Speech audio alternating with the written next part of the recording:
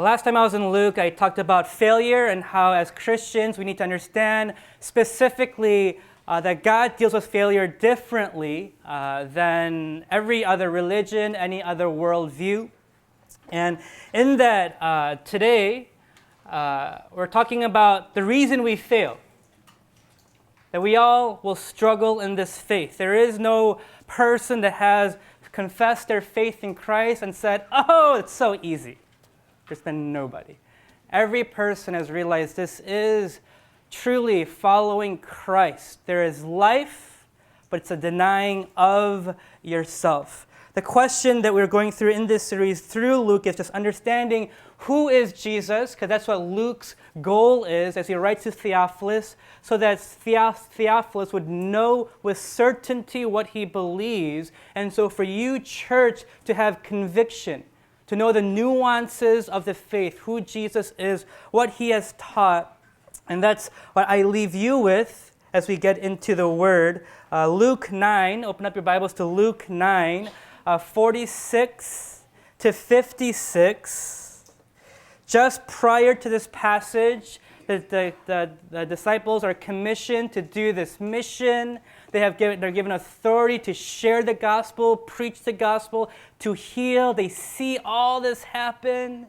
They see Jesus transfigured in him in his glory. And then right after they come down the mountaintop, literally, they hit rock bottom. They struggle.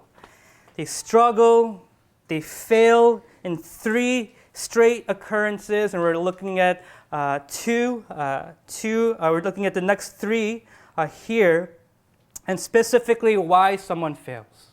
What's the reason that we fail as Christians? It's pride. It's the great sin, what C.S. Lewis calls it. It's the great sin. Ask your neighbor, do you have pride? Think about that for a moment. You could choose to answer, choose not to answer. Do you have pride? Do I have pride? If you answered no, If you answered maybe, better. If you answered yes, I definitely know I have tendencies to, ding, ding, ding, ding, ding, ding. That's you. The first point is the deception of pride. Pride lingers. It's hidden. It's insidious. It's cancerous, so you don't see it, but it's there and it kills. The deception of pride. This is the first thing Jesus attacks, rebukes, corrects as they struggle in their failure. To help them see this is the reason. The deception of pride. Verse 46, an argument arose among them as to which of them was the greatest. But Jesus, knowing the reasoning of their faith, took a child and put him by his side and said to them, whoever receives this child in my name receives me. And whoever receives me receives him who sent me. For he who is least among you all, is the one who is great. This is contrasted to several things that just happened. If you saw it in the movie, it'd be crystal clear what just happened. He says in verse 23 of Luke 9, anyone who would come after me must deny himself. If you want to follow me, know me, if you profess your faith in me, you have to deny yourself. Take up his cross daily. Not meaning you address your pride when you come to know the Lord, and you address your pride still. Today. You could have been humble yesterday, and you struggle with pride today. And then he says in verse 44, let these words sink in. And he's speaking to them. He's helping them understand this is so important. If you don't let these words sink in, you know it in your head, it hasn't sunk down into your hearts. The Son of Man is about to be delivered into the hands of men. Do you see what's happening? You have to deny yourself, and then the disciples are arguing, who's the greatest? Hey, I'm the greatest. When Jesus takes political power, I want this seat. I want to be in his right hand. In that constitution, I want my name written there. They're thinking about themselves. And Jesus saying, if you are going to follow me, you got to understand and see your pride. That's what he's saying. It's very clear that the disciples, they just don't get it. And you have to ask, why? Why is it that the disciples just don't get it? That you have to deny yourself. It's not about you. You have to consider others. Why is it that they don't get it? Are they simply rebellious? Is that the reason? They hear Jesus, deny yourself. Yeah, Jesus, we got it. Well, so anyway, so on that day, who do you think, Is it that? Are they just completely hard-hearted and rebellious? Or do they not see? Do they just completely not get it? Are they completely ignorant? Are they stupid or are they ignorant? If I can I pose to you that question? Are you stupid or are you ignorant? That's your two options. That's it. Verse 47. He helps us realize which one it is. But Jesus, knowing the reasoning of their hearts, takes his child. That wording, the reasoning of their hearts, it's the thoughts underneath the thoughts. It's the desires underneath the desires. What Jesus sees is something that you don't see. And he's saying, you got to address that. If you don't address that, you will fail and fail and fail. And when you fail, you won't come to me because of what's underneath there. You'll fail, but because you don't see this underneath, you'll just think, screwed up again. What's wrong with me? I should be better. And Jesus is saying, if you see the thoughts underneath the thoughts and the desires underneath the desires, you will realize there's this insidious, dark, cancerous thing called sin, and pride drives it. This is mentioned, this idea of the thoughts underneath the thoughts, the desires underneath the desires, several times. Luke 2, when Jesus is introduced, it's prophesied of Jesus as this is what he would do, and he's doing it right now in Luke 9. In Luke 2, this is what it's prophesied, so that the thoughts of many hearts may be revealed. That's exactly what he's doing. He's telling the disciples, if you don't see the thoughts underneath the thoughts and the desires underneath the desires, if you don't see this, you won't see the need for me. And that's what he's doing. That's what he's always doing, revealing that what's in the heart.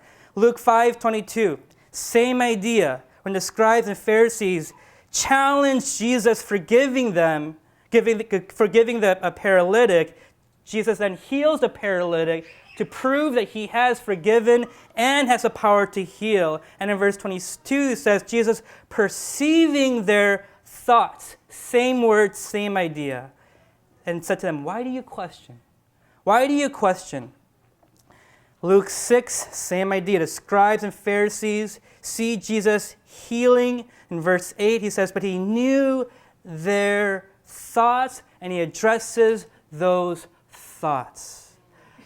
You are not stupid, you're just ignorant. And Jesus sees that. And in love, you will see that it's truly in love, he humbles the proud. C.S. Lewis, he is a magician with words, but not just with words, with how he saw things. And he speaks of pride in this way. It's a desire underneath the desires. There's one vice of which no man in the world is free, speaking of pride, which everyone in the world loathes when he sees it in someone else, and of which hardly any people, except Christians, ever imagine that they are guilty themselves. I have heard people admit that they are bad-tempered, or that they cannot keep their heads about girls or drink, or even that they are cowards. I do not think I ever heard anyone who was not a Christian accuse himself of this vice, pride. He continues on. There is no fault which makes a man more unpopular, and no fault which we are more unconscious of in ourselves. And the more we have it ourselves, the more we dislike it in others. Isn't that truth?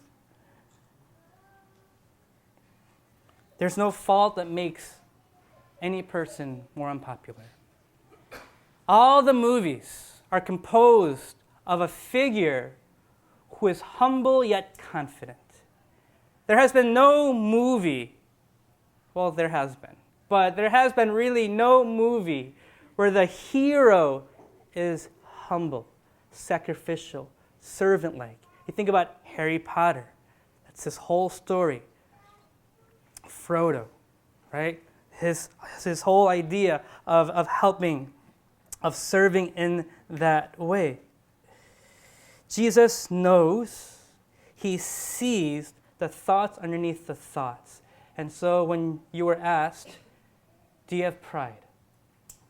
The answer for all of us is, I hope I don't, but chances are I probably have tendencies of it all the time. And so Jesus addresses it, knowing the reasoning of their hearts, he addresses it. Why does he address it? You know, as a preacher, I really dislike it when Jesus speaks about pride. Why?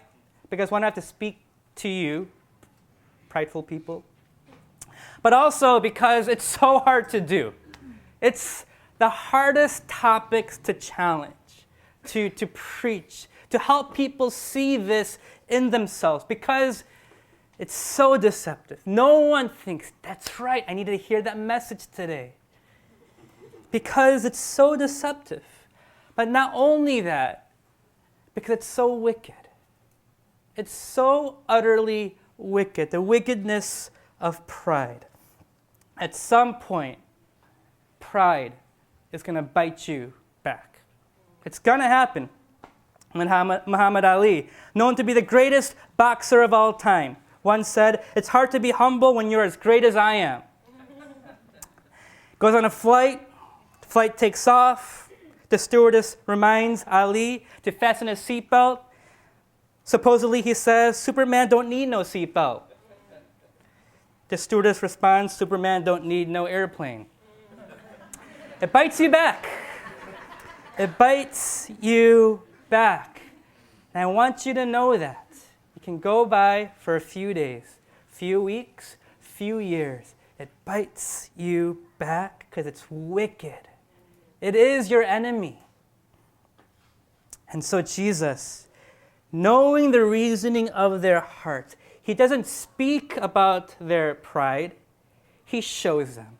Because he knows if he speaks of it, they'll think, yeah, I got it. So he shows them, this is your heart. Takes a child, puts it by his side, and says, whoever receives this child in my name receives me. Whoever receives me receives him who sent me. For he who is least among you all is the one who is great. I know they didn't get it conceptually because they struggle with it going forward. And even right before his death, he mentions they had the same argument. They had the same argument of who is the greatest again before Jesus' crucifixion. But not only do they not understand it conceptually, they don't get it in their hearts. And that's the bigger problem. They don't understand. Because the challenge is not, will you take care of a child? We can all choose to. The question is, do you want to? And that's the question. Jesus is helping them see, you want to be great, you want to be at my right hand, but if you can't understand that this kingdom is not about going up, it's about going down. It's about being a servant. If you can't understand that, you don't understand me. This is what the faith is about. He's showing them their pride. He's helping them see that these children are the ones, if you don't see them, you don't get it. My father-in-law is one of the most humble people I know. Every morning, when I take my twins to daycare, I'm in a rush because I need to get the day started. Gotta get my sermon prepped, right? Gotta be the godly guy. And so I walk on by what they call the 경비 아저씨, the man who guards the front door, who takes care of all of that. He's always so excited to see the kids. He's like, oh, 쌍둥이들, oh, twins. I'm like, okay, we gotta go. I gotta get to school. I gotta get my Jesus thing going. And then every time my father-in-law is over, he helps me take the kids there. And every time he's like, oh, and he's so friendly with Ajashi. So friendly. Oh, it's been a long time. How have you been? And in my mind, I was like, that's what I should do. But I don't see him. He's just a nuisance in my day. And you may not think that's pride, but that's Jesus saying that's pride. You don't notice the little ones.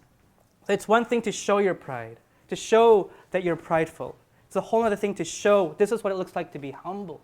You see a child, they give you no benefit. If anything, they're dependent on you. You have to give to them. And he says, well, if you see that child and you see their value, you actually take time to notice them, now you're getting it. Why are you getting it? Because that's what I've done for you. That's what I've done for you. You see, the reason pride is so wicked and so evil is because by nature, pride and love cannot coexist. It cannot coexist. Pride by nature is competitive. C.S. Lewis continues on in his chapter on pride. Pride is essentially competitive, is competitive by its very nature, while the other vices are competitive only, so to speak, by accident. Pride gets no pleasure out of having something, only out of having more of it than the next man. We say that people are proud of being rich or clever or good-looking, but they are not. They are proud of being richer or cleverer or better looking than others. If everyone else became equally rich or clever or good-looking, there would be nothing to be proud about. It is comparison that makes you proud. The pleasure of being above the rest. Once the element of competition has gone, pride has gone. This is why it's so wicked. Because if you want to be, it's not bad to want to be great. It's not bad, I think, to want to be excellent at something.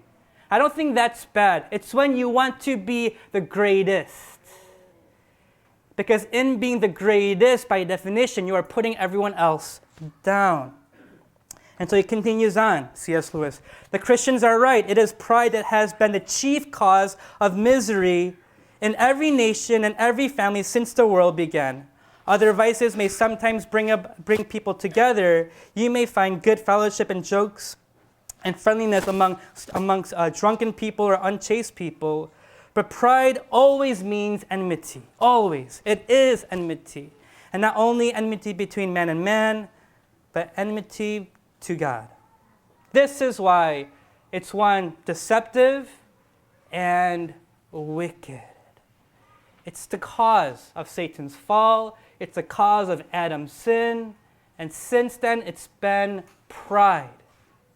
And if we all confessed of our pride, if we all saw it, and if we all addressed it daily, by even the very people here, I believe we would make impact in our worlds, in our corporations, in our schools, because it's that impactful, it's that wicked. And the next two stories now show this. In verse 49, John answered, Master, we saw someone casting out demons in your name, and we tried to stop him because he does not follow with us. But Jesus said to him, do not stop him, for the one who is not against you is for you.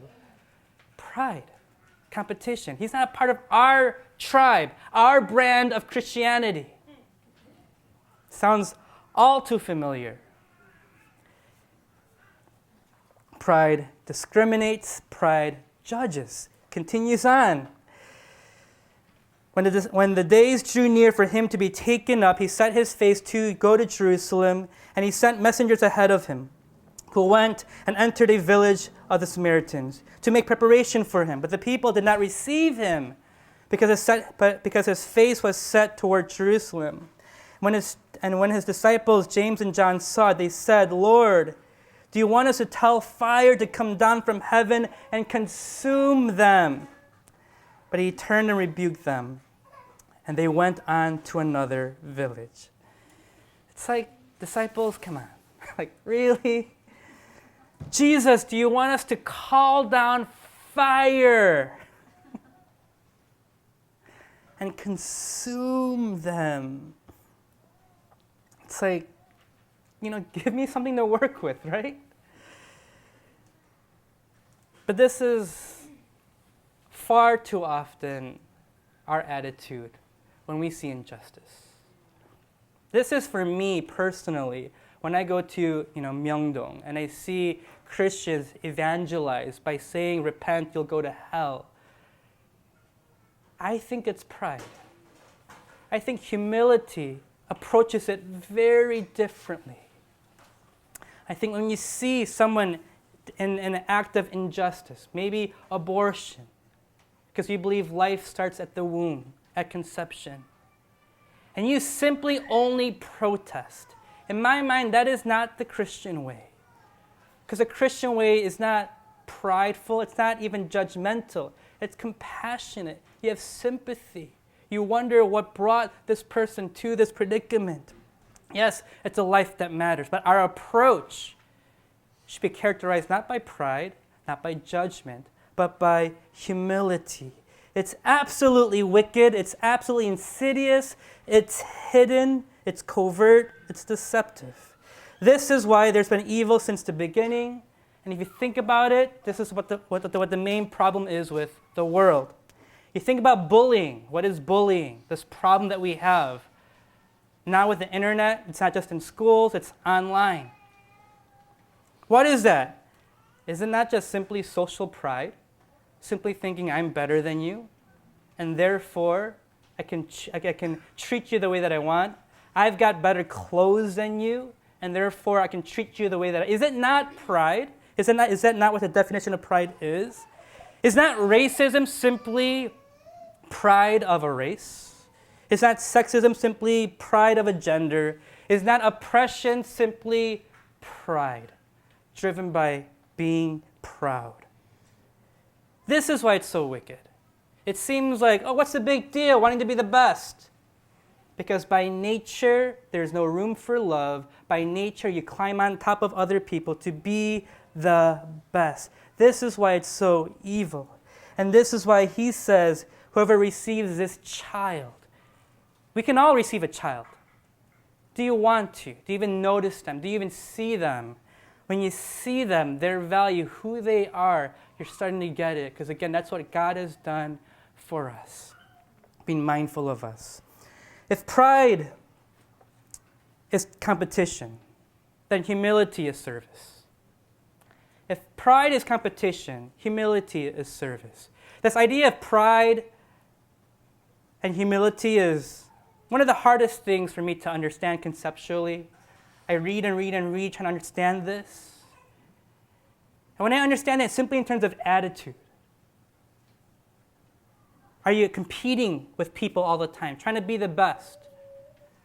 Or do you see others and do you serve? The question is, I think, are you proud? The question is, do you serve? Do you see the needs of others? I think it's the simplest, most practical way to really ask ourselves, do we have this? Because we can't see it. None of us should be able to say, yeah, I know what's in my heart. None of us really knows what's in our hearts. The only way you can kind of tell is how you act. When you wake up in the morning, do you say hi to the 경비 아저씨, right? Do you see the person, the cashier? Jesus says in Matthew 25, to the hungry, if you feed them, you fed me. To the thirsty, to the poor, to the sojourner, to the one who does not have a home, when you house them, you house me. To the naked, when you clothe them, you clothe me. It's in your realm, the people who are on the bottom of the totem pole. In Korean culture, as it's a hierarchical society, it's those who are on the bottom. It's the first-year workers, the interns. Are you mindful of them? Or do you simply see them as people that will simply get your job done? When they don't do it right, you scold them. Or do you know their story? I think if Jesus was working in a corporation, he would know their story. This quote, often attributed to C.S. Lewis, it's actually not from C.S. Lewis, says, humility is not thinking less of yourself, it's thinking of yourself less. That's true. I think so often we try to think of ourselves as lower. Oh, I'm scum, I'm worthless. No. In Christ, you are fully loved. There's worth in you. It's not thinking of yourself less. It's thinking of your. It's not thinking less of yourself. It's thinking of yourself less. So then pride, what I would say then is pride is not thinking more highly of yourself. It's thinking of yourself more than others. This morning, when you woke up, who'd you think about? Thought about you. For me, came from a long trip this past week. Yesterday, spoke at a retreat. Prep for today. Woke up this morning, very tired. You know what I thought about? You. No, just kidding. Thought about me. Thought about, I'm so tired, God, this is so hard, me. And I hear this, preach this sermon, I was like, oh, so prideful. That's what it is. It's thinking about me more than others. It brings enmity. That's what it does. It brings enmity, competition between others. But you know what it really does? It brings enmity, division between you and God. That's why it's really so evil. You know, all the time it talks about the reasoning of the heart. You know who it's referencing in Luke? When Jesus sees the reasoning of their heart, the thoughts of the heart. You know who he's talking to? Not the wicked, not the sinners. You know who he's talking to? Mary, the scribes, the Pharisees, the disciples, the righteous. This message is for you, church. Saying, have a hard look in the mirror. Look at your heart. Do you consider others? That's it. C.S. Lewis continues on in this chapter. Basically, C.S. Lewis is preaching today. The point is, the reason God addresses your pride is this. The point is, he wants you to know him. God wants you to know him. Wants to give you himself.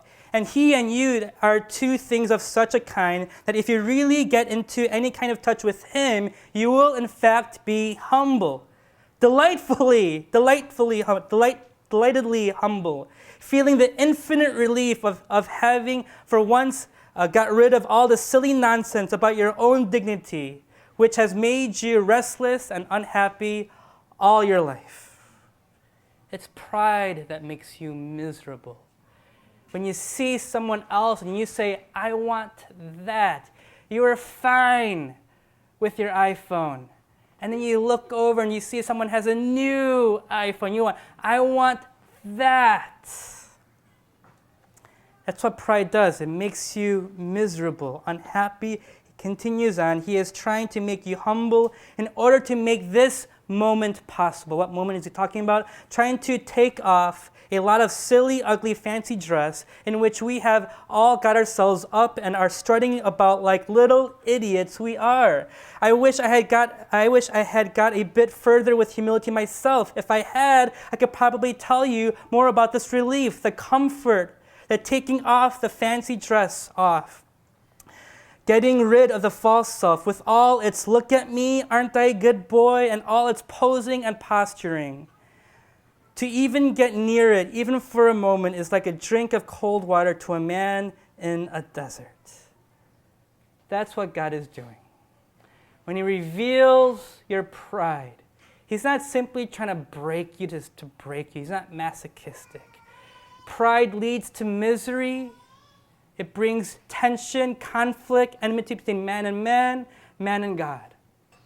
And so he breaks it so that you would know what love is. He breaks pride so you would know what community is. He breaks it so you would know what peace is. He breaks it so that you would have God. That's why it's so wicked. That's why we have to be looking in the mirror, asking ourselves, are we considering others? Do we consider them more highly than ourselves? So how do we get there?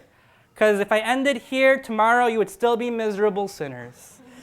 Tomorrow, the hope for tomorrow, for our humility, is found in the gospel today. The remedy to pride. The remedy to pride. It's in verse 51.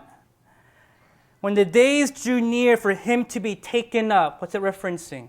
It's pointing to the cross.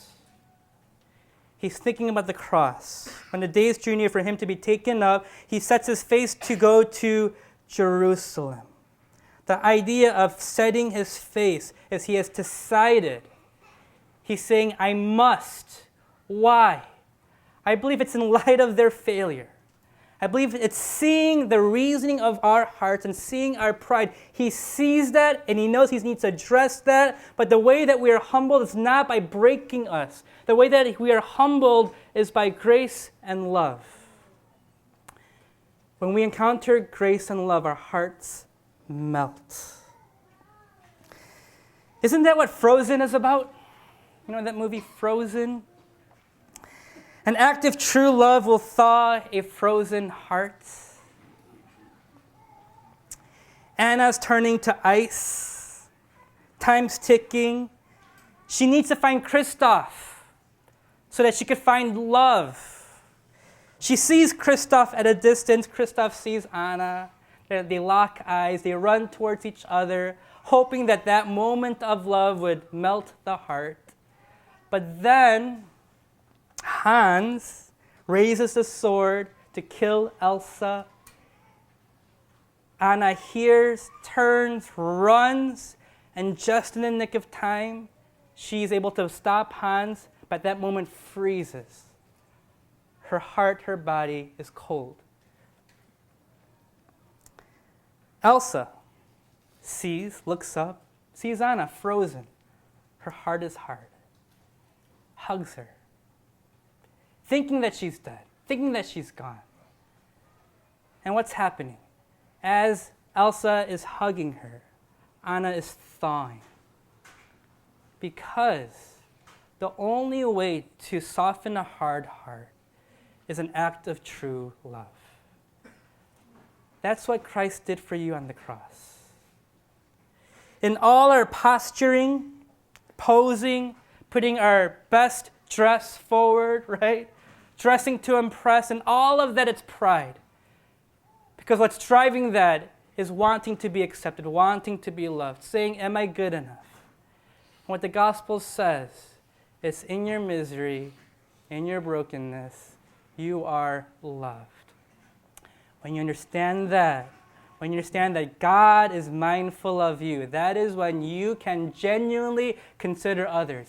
Because no longer do you have to fend for yourself. Right?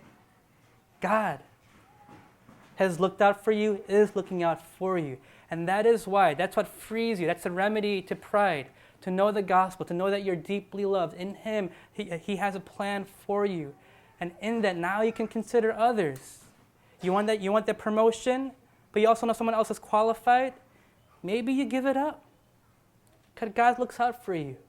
It's that kind of act of sacrifice and love that will melt the pride of others. And it's that movement of love that has persisted since the cross to the disciples to today. That is why you are here. Someone melted your heart of love. And now you are called this week to go radically love and serve. Stop being proud. Stop thinking about yourself. Consider that one person who is in need. Let's pray.